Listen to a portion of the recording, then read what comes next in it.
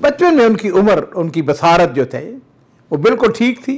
हत्ता कि 20 साल की उम्र में एक वक्त ऐसा आता है कि वो मुकम्मल तौर पर नाबीना हो जाते हैं। ये वो अजीम शख्सियत थे मलिक अब्दुल अजीज़ रहमहुल्लाह, और उस वक़्त से लेकर जितने भी हुक्मरान आए वो उनको वालिद कहकर बुलाते थे। अस्सलामु अलैकुम वरहमतुल्लाहि वबरकातुहू। बिस्मिल्लाह वस्सलातु वस्सलामु अला रसूलिल्लाह। मुअज़्ज़ज़ नाज़रीन इकराम, असर हाज़र में जिन शख्सियात से मैं बहुत ज़्यादा मुतासर हूँ या जिनसे फ़ायदा उठाया है या जिनको मैं फॉलो करता हूँ, उनमें शेख अब्दुल अजीज़ बिन बाज़ का नाम सर फहरिस्त है। नाज़रीन, मैं उनको इस दौर का, इस असर का मुजद्दिद समझता हूँ। इसमें कोई शुबा नहीं है कि शेख बिन बाज़ ने इस दौर में इस्लाम को बहुत ज़्यादा फ़ायदा पहुँचाया है। और मैं जब कभी इस शख्सियत का जायज़ा लेता हूँ, उनके हालात पढ़ता हूँ, तो बेशुमार लोगों की तरह मैं ये कह उठता हूँ, बेवसार कह उठता हूँ कि इस शख्सियत में वाकई सल्फ़ सालिहीन की सिफ़ात पाई जाती हैं। मैंने आपके सामने उनके अखलाक, उनके किरदार, उनका इल्म, उनके तकवा और दूसरे सिफ़ात के हवाले से बात करनी है। थोड़ा सा मैं आपको उनका पस मंज़र बताना चाहूँगा। उनका पूरा नाम अब्दुल अजीज़ बिन अब्दुल्ला बिन बाज़ था। 1910 यानी 1330 हिजरी को रियाज के एक इल्मी घराने में पैदा हुए हैं। यानी हम ये कह सकते हैं कि उनकी वलादत आज से कम बेश 110 साल पहले रियाज में हुई। छोटी उम्र के थे, वालिद फौत हो गए।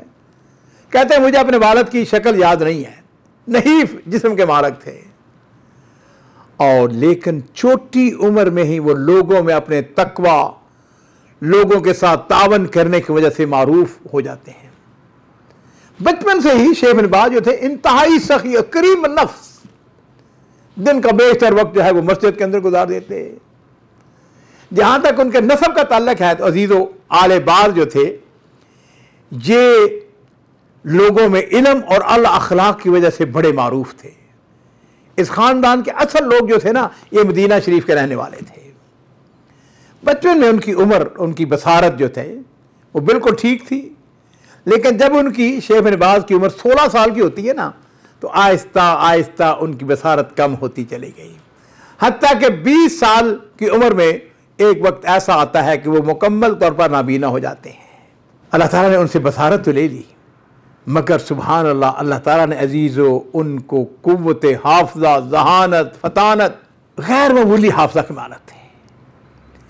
और यहाँ मैं जो नबीना अफराद है उनके लिए एक हदीस कुदसी का जिक्र करूँगा कि नबी करीम सल्लल्लाहु अलैहि वसल्लम, हदीस कुदसी, अल्लाह ताला फरमाते हैं कि अगर मैं अपने किसी बंदे को यानी उसकी बसारत ले लेता हूँ, नबीना होता है, तो उसके ऊपर वो सब्र करता है, तो फिर मैं उसके बदले में जन्नत अता फरमाता हूँ। हमारे एक दोस्त अल्लामा डॉक्टर मोहम्मद लुकमान सल्फी रहमहुल्लाह बड़ी अजीम शख्सियत है, शेख बिन बाज़ के ख़ास सेक्रेटरी थे। उनका जो किस्मत तर्जमा था उसके वो इंचार्ज थे। अभी 2 साल 3 साल पहले उनका इंतकाल हुआ है। बहुत बड़ा उन्होंने इंडिया के अंदर बढ़ाया, जामिया इब्न तैमिया के नाम से। उन्होंने शेख बिन बाज़ के बारे में चंद कलिमात, वो कहते हैं कि शेख बिन बाज़ इस ज़माने के शेख और इस्लाम वल मुस्लिमीन थे। वो असर हाज़र में अहले सुन्नत के इमाम थे। वो इस सदी में दीन इस्लाम के मुजद्दिद थे। और उसके साथ वे कहते हैं कि गुज़श्ता 400 साल में इन जैसा आलिम पैदा नहीं हुआ। नाज़रीन इकराम, शेख बिन बाज़ रहमहुल्लाह ने छोटी उम्र में ही कुरान पाक हिफ़्ज़ कर लिया। कुरान पाक के ऊपर उनको मुकम्मल अबूर था। मेरे लिए शर्फ की बात है कि मैंने उनकी बहुत सारी तकारीर, उनके खिताबात सुने हैं। नाज़रीन इकराम, सुभान अल्लाह, शेख बिन बाज़ नबी न थे, मैंने अर्ज़ किया, लेकिन जब वो खिताब करते थे कुरान पाक से इस्तदलाल, अपनी तकरीर को मुज़य्यन करते, इस कसरत के साथ वो कुरान पाक की आयात को पढ़ते हुए मैंने अपनी ज़िंदगी में किसी शख्स को नहीं देखा है। उन्होंने रियाज में मुकीम उलमा कराम से इल्म हासिल किया। और यहाँ पर जो हमारे बाहिसीन हैं, तलबा है, उनके असातिज़ा में से एक बहुत बड़ी अजीम शख्सियत थे। उनका नाम था शेख साद बिन हमद बिन अतीक। ये कादी रियाज थे। ये 1268 हिजरी में पैदा हुए और 1349 हिजरी में वफात पाते हैं। शेख साद बिन अतीक जो है, इनकी खूबी ये थी कि ये 1301 हिजरी में हिंदुस्तान तशरीफ ले जाते हैं और वहां के जो कुबार उलमाए अहले हदीस हैं उनसे हदीस और दूसरे इल्म पढ़ते हैं। 3 साल तक उन्होंने हिंदुस्तान में क़याम किया और उन्होंने शेखुल कुल फिल कुल मियाँ नज़ीर हुसैन मुहद्दिस देहलवी रहमहुल्लाह और नवाब सदीक हज़र खान जैसे बड़े उलमा से हदीस और इल्म सीखा। और यही वजह थी कि शेख बिन बाज रहमहुल्लाह के पास जिस वक्त हिंदुस्तान से पाकिस्तान से उलमाए किराम जाते थे ना, तो वो उनका बड़ा एहतराम करते। क्यों? उसका सबब यह था कि उनके उस्ताद मोहतरम ने हिंदुस्तान के उलमा से इल्म सीखा था। तो मैं ये अर्ज़ कर रहा था कि शेख बिन बाज रहमहुल्लाह, मेरी अल्हम्दुलिल्लाह खुशकिस्मती हजीज़ों कि बहुत सारी मेरी उनसे मुलाकातें हुई, बहुत दफ़ा उनके दस्तरखान के ऊपर खाना खाया और उनसे इस्तिफ़ादा किया, उनके दुरूस सुने। नाज़रीन किराम, शेख बिन बाज ने सबसे पहले रियाज से जुनूब की जानब कमोबेश को 80-90 किलोमीटर के फासले पर एक कस्बा है जिसका नाम है दिलम, वहां पर बतौर काजी अपनी जिम्मेदारियां शुरू की और फिर वो मुतअद्दिद मनासब के ऊपर जिम्मेदारियों पर काम करते रहे और एक दिन आता है कि वो मदीना यूनिवर्सिटी के पहले नायब रईस और फिर रईस बना दिए जाते हैं। बहुत बड़ी बात है। मदीना यूनिवर्सिटी का अल्लामा एहसान ज़हीर रहमहुल्लाह उनके खास शागिर्दों में से थे। अजीजों, ये मुद्दत जो है ये 1381 से शुरू होती है और मदीना मनव्वरा में क़याम के दौरान वो मस्जिद नबी शरीफ में दर्स भी देते रहे।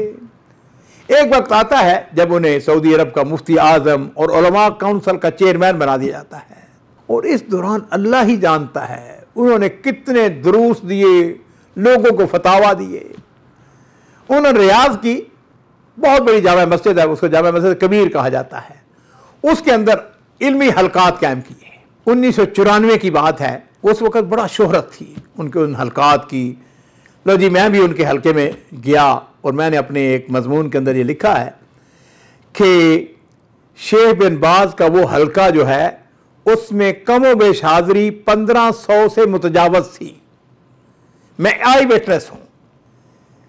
यूनिवर्सिटियों के साथ बड़े बड़े उलमा, बड़ी बड़ी शख्सियात वो उनके इर्द गिर्द जो है बिल्कुल परवाने बैठे हुए थे। और तरीकाकार क्या था पढ़ाने का? शेख बिन बाज को हमने देखा, मैं यानी नमाज पढ़ी और घर से नमाज पढ़ के फ़ौरन चला गया। सबसे पहले तफसीर इब्न कसीर, फिर सही बुखारी, फिर सही मुस्लिम, फिर उसके बाद अहादीस की दीगर किताबें जो हैं बारी बारी शागिर्द जो है पढ़ते चले जाते हैं। शेख बिन बाज जो है उसके ऊपर तालीक, जहाँ कोई मुश्किल लफ्ज़ आता है, जहाँ कोई एराब की गलती करता है, शेख उसकी तसहीह करते हैं।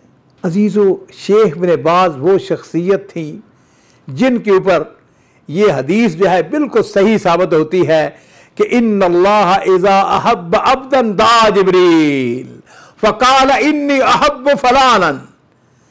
जिस वक्त अल्लाह ताला किसी अपने बंदे से मोहब्बत करते हैं ना, तो जिब्रील अलैहिस्सलातु वस्सलाम को बुलाते हैं। अल्लाह ताला फरमाते हैं कि मैं फलां बंदे से मोहब्बत करता हूं, तुम भी उससे मोहब्बत करो।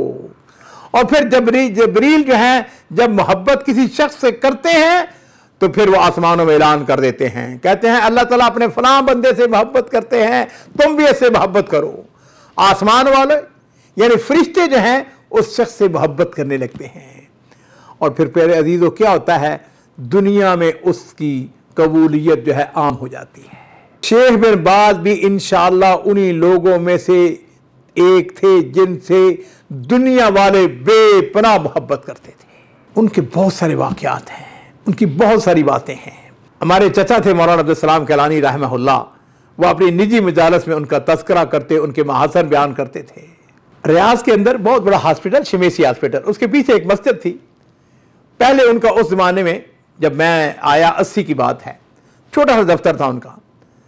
तो उनका दफ्तर, उनका फ़ोन जो है बजता था तो फ़ौरन उनका सेक्रेटरी उनका फ़ोन उठाता, फ़ोन करने वाला या करने वाली उनसे फतावा लेते जो उसी वक्त शेख उनको दे देते थे। अल्लामा थे, इल्म वसी था। जितने बड़े आलम थे अजीज़ों उतने ही वो मुतवाज़े थे। और फिर शाह फ़ाहद रहमहुल्लाह के दौर में शाह मलक फ़ाहद के ऊपर उनके लिए बहुत बड़ा दफ्तर बना दिया गया। इस कई मंजिला इमारत में सैकड़ों दफातर हैं। शेख के कई सेक्रेटरी थे। जब वो घर से निकलते तो उनका सेक्रेटरी उनकी डाक पढ़ता चला जाता और वो गाड़ी में ही उसका जवाब लिखाते चले जाते हैं। दुनिया भर से लोग, उलमा, सुलहा, इदारे उनको खत लिखते, उनसे रहनुमाई तलब करते। कोई उनसे यूनिवर्सिटी में दाखिला के लिए, कोई हॉस्पिटल में मरीज के इलाज के लिए, कोई माली मदद, कोई घरेलू मसाइल का उलझा हुआ, कोई तलाक के मसाइल हैं जी, कोई खुला के मसाइल, कोई मुसलमानों के मसाइल, कोई हुक्मरानों से सिफारिश चाहते हैं। और शेख बिन बाज की हालत यह है, सुबहान अल्लाह, किसी को इनकार नहीं करते। उनका मर्तबा वजीर के बराबर था। उनके दफ्तर के बाहर एक शुरता वो खड़ा होता था, कोई रोक टोक नहीं, कोई हटो बच्चों नहीं, दफ्तर खुला है, लोग सीटों पे बैठे हुए हैं, अपनी बारी का इंतज़ार कर रहे हैं। और अपनी जब बारी आती है तो शेख साहब के हाथ में जिस वक्त जाते हैं ना, तो उनको कोई माथा चूमता है, कोई हाथ मिलाता है, हाथों में दरखास्तें, मेहमानों की गावा, सलमानी चाय से तवाज़े हो रही है। उनके ख़ास सेक्रेटरी, उनका नाम था अब्दुल अजीज अल मूसा, बड़े अजीम आदमी थे। उनके बाद उनके नाम की मोहर है, ये उनके मोतमिद ख़ास थे। शेख बिन बाज दरखास्तों पर अहकामात लिखवाते जाते, सेक्रेटरी लिखता चला जाता और चंद सेकंड में शेख अब्दुल अजीज अल मूसा उस पर मोहर लगा देते। छोटी सी चांदी की मोहर थी, मैंने देखी हुई है। उनकी सिफारिश, उनके ख़त को लोग और हुक्काम और ताजर अपने एजाज समझते थे। किसी का अकामा का मसला है, कोई फैमिली वीज़ा के लिए, कोई कादी की रिहाई के लिए, कोई मदरसा के फंड के लिए, कोई मस्जिद बनाने के लिए, गोया अनवाओ अक़साम की दरख्वास्तें हैं जिन पर फौरी अमल किया जाता और फौरी अहकामात जो है वो सादर हो जाते थे। शेख बिन बाज के हवाले से बहुत सारी बातें हैं, बहुत सारे उनके वाक़यात हैं। इंशाअल्लाह हम आइंदा जो हमारा एपिसोड होगा उसके अंदर हम उनके हवाले से बातें करेंगे और आपको ये अंदाज़ा होगा कि उस शख्स के अल्लाह ताला ने असर हाज़र में कितना काम लिया। मैं आखिरी बात ये बताना चाहूँगा कि आले सऊद जो हुक्मरान थे, यानी आपको ताज्जुब होगा कि ये वो अजीम शख्सियत थे, मलक अब्दुल अजीज़ रहमहुल्लाह। और उस वक़्त से लेकर जितने भी हुक्मरान आए वो उनको वालिद कहकर बुलाते थे। उनको वही मुकाम और मर्तबा देते हैं जो किसी अपने बाप को दिया जाता है। जिस तरह बाप का एहतराम किया जाता है, इसी तरह शेख बिन बाज का भी एहतराम किया जाता है। अल्लाह ताला उनको दर्जात बुलंद फरमाए और उनको जन्नत अल फिरदौस में आला मुकाम अता फरमाए। आखिरी बात इतना बताना चाहूँगा कि उनका जनाजा हरम की तारीख़ का सबसे बड़ा जनाजा था और उस वक़्त के बादशाह शाह फ़हद रहमहुल्लाह ने उसके अंदर बतौर ख़ास शिरकत की थी।